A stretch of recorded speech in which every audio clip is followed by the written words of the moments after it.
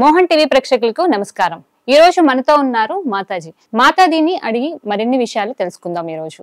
నమస్తే మాతాజీ. నమో వెంకటేశాయ. మాతాజీ, మనం వాడిన చీపురుని ఎక్కడ పెట్టాలి, ఎలా పెట్టాలి? మంచి ప్రశ్న.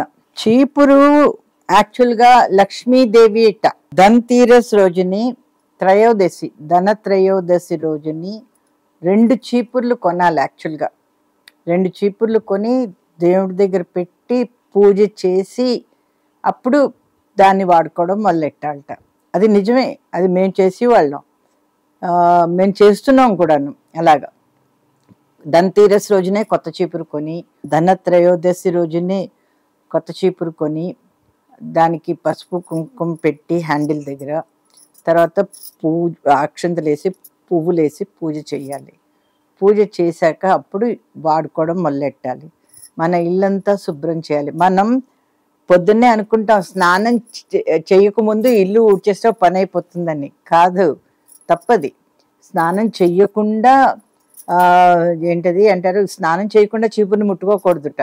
లక్ష్మీదేవి కదా, స్నానం చేసి వచ్చి అప్పుడు చీపురు తీసుకుని ఇల్లు ఊడ్చి అంతా చెత్తంతా బయటపడేసి చేతులు కాళ్ళు కడుక్కుంటే చాలు. ఎందుకంటే ఒకసారి స్నానం చేశారు కదా అని చెత్తని అప్పుడు తీసుకుని వచ్చి ఎక్కడైనా పర్వాలేదు, ఏ ఫ్రిడ్జ్ దగ్గర లేకపోతే డ్రాయింగ్ రూమ్లో సోఫా కింద కూడా పెట్టుకోవచ్చు. అది ఎప్పుడు కాపాడుతూ ఉంటుంది తెలుసా చీపురు. ఎవరు వచ్చారు, ఎనీ నెగిటివ్ ఎనర్జీ రానివ్వదు ఇంట్లోకి అంచేతని చెప్పి చీపుర్ని చాలా ముఖ్యంగా చాలా జాగ్రత్తగా నించోపెట్టకూడదు. నించోపెడితే ఇంట్లో వాళ్ళకి చాలా రోగాలు వస్తాయి. అది పడుకోబెట్టి పెట్టామనుకోండి చాలా మంచిది. దండం పెట్టి అందరూ కాళ్ళతో తంతారు, కాళ్ళతో తన్నకూడదు, చీపుర్ని దాటకూడదు. ఇటు నుంచి అటు పరిగెత్తుకుని వెళ్తూ చీపురు మించి వెళ్తారు. అలాగా చాలా నియమాలు ఉన్నాయి చీపురుకు కూడాను. మనకేంటంటే మనం ప్రతిదీ చాలా అలుసుగా తీసుకుని చీపురుకు కూడా పూజ చేసే రోజులు వచ్చాయంటారు. ఎప్పుడు తప్పదు, అలా మాట్లాడకూడదు.